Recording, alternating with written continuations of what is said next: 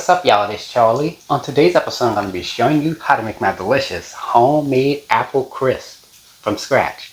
Now, an apple crisp or crisp in general is any type of fruit filling layered into a baking pan along with a crisp topping, which is basically like a crumb topping that has oatmeal and pecans or any type of nuts in it. And we mix that together, we add that on top and we bake it in the oven. As a result of the crumble being baked in the oven, it becomes a nice golden brown, creating a nice crunchy and crispy topping. Now this is a remake of my 2015 recipe video for apple crisp. I cannot believe it's been over 10 years. Wow. This dish you can get about 9 to 12 servings. It's the perfect fall dessert, but it's absolutely delicious. So without further ado, let's get started. Alright, here's all what you'll need to make your homemade apple crisp. Let's get started with our ingredients. You'll need 4 pounds, that's 8 large Granny Smith apples.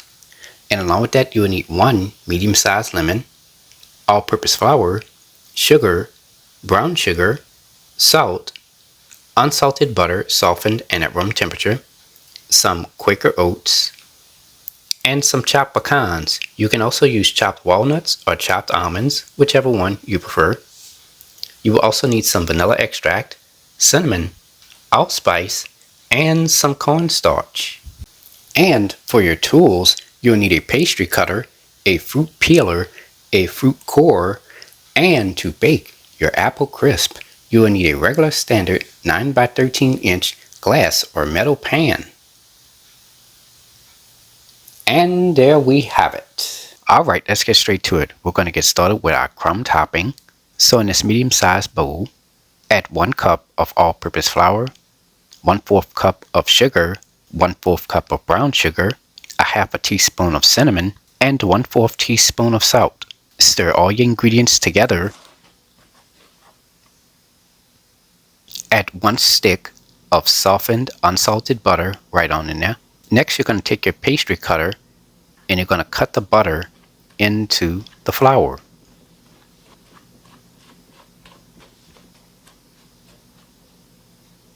And this is how it looks here. As you can see, that's a nice crumbly texture and the mixture is not coming together. That's exactly what we're looking for. Add 1 teaspoon of vanilla extract, a half a cup of Quaker oats, and a half a cup of chopped pecans. Stir all your ingredients together. And from there, our crumb topping is now assembled.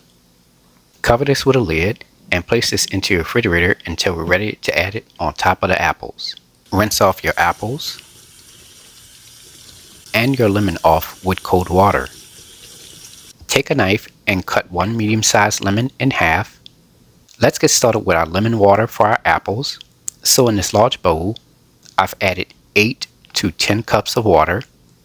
Here I have a mesh strainer. Squeeze both halves of the lemons into the mesh strainer. Give this a quick stir. And we're going to use this lemon water to soak the apples in. Let's prepare our apples. So here I have an apple with a fruit peeler. We're going to take that fruit peeler and we're going to peel the entire apple. Make sure you do this to all the apples that you're using, which should equal to 4 pounds in weight total. Okay, I placed my apple onto this chopping board. Here I have an apple core. I'm going to line the middle of the apple core toward the middle of the apple and apply a little bit of force and press down onto the apple. Now we can remove the apple core and discard that. And here we have our apple pieces. Some parts of the core of the apple can still be left onto the apple pieces. So we're going to take a knife. We're just going to trim off a very small portion of each piece of apple, as you see here. Take your knife and cut each piece of apple in half, and all done. And this is the thickness of the apple slices. You don't want the slices to be too thin, you want them to be a little thick, as you see here. Take your apple slices and add them into the lemon water solution. Take your hands and move the apple slices around in the lemon water solution. Let these soak for 5 minutes. Add your apple slices into a strainer. Toss the apple slices using the strainer to allow the rest of the lemon and water solution to drain. Let's assemble the apple filling. So in this large bowl, add 2/3 cup of sugar, 2/3 cup of brown sugar, 3 tablespoons of cornstarch, 1 teaspoon of cinnamon, a half a teaspoon of allspice, and 1/4 teaspoon of salt. Stir all your ingredients together. Make sure you stir this really well. Add your apple slices right on in there. Take a sturdy spoon and stir the apples. At first it's going to be pretty difficult to stir the apples, but as you continue to stir the apples from the bottom, they're going to be more easier to stir. Now that the apples are easier to stir, you're going to stir the apples for 5 minutes. As you are stirring the apples will release their own juices. And this is how it looks after 5 minutes. As you can see, the apples have released a lot of juice. That's exactly what we're looking for. I've placed a strainer onto this large 8-quart pot. Add your apple slices right on in there. Stir the apple slices with a large sturdy spoon. Water in the strainer so that way some of the liquid can drain into the large pot. Take the strainer with the apples in it and set it on the side. Preheat your fire to medium heat. Add 2 tablespoons of cubed unsalted butter right on in there. And 1 teaspoon of vanilla extract. Allow the butter to melt. Stir all your ingredients together. Let this simmer for 1 to 2 minutes or until the mixture thickens. As you can see, our mixture has thickened. Go ahead and turn your fire off. Add your apple slices right on in there. Give this a quick stir. Make sure you stir this really well to ensure that all of the apple slices are nice and coated and the apple filling has been assembled. Let this cool for 5 minutes. Here we have our crumb topping after we've taken it out of the refrigerator.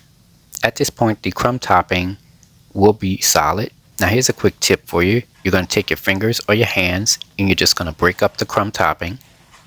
It should be fairly easy to do. And make sure you do this before you add the crumb topping on top of the apple slices. Alright, now I'm going to go ahead and preheat my oven to 375 degrees. Add your prepared apple filling into your baking pan.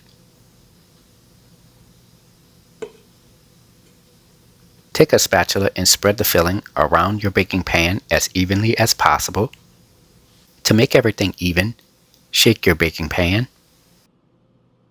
Generously sprinkle all of the crumb topping on top of the apple slices.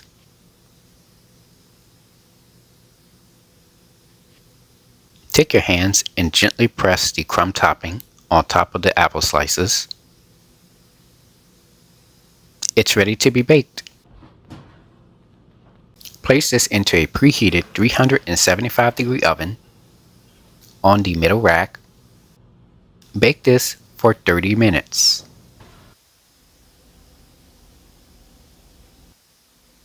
Our apple crisp is done. Let's remove it out of the oven.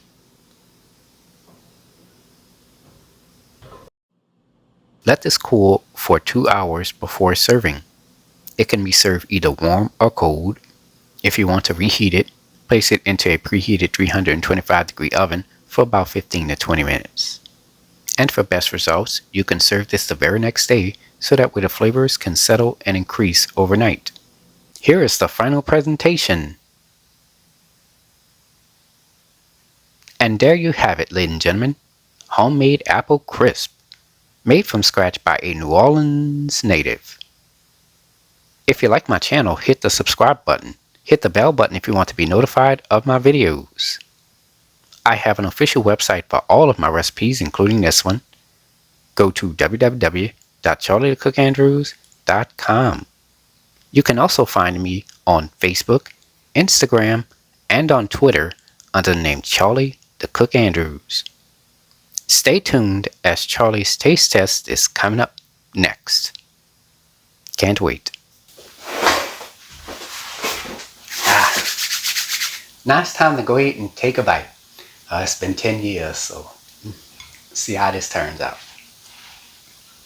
Here we go.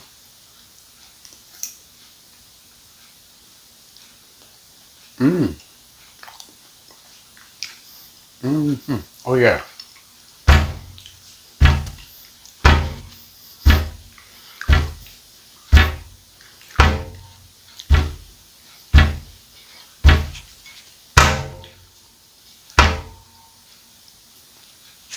Oh boy. Really good. The only thing I need is a nice little scoop of vanilla ice cream on top, and I'll be good to go. The improvements over the original is that the apples in the original were a little overcooked. This time they're cooked just right.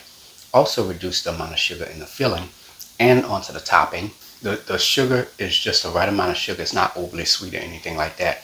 It also has that nice little crunch at the top from the crumble topping, which is fantastic, by the way. Now my only regret is cutting down on the crumb topping. I think it should have put a little bit more on there, but even though I wanted to reduce it just a little bit, but overall it's still a wonderful and fantastic apple crisp for you to try, especially during the fall. I mean, it is absolutely perfect and delicious, just like how it was 10 years ago.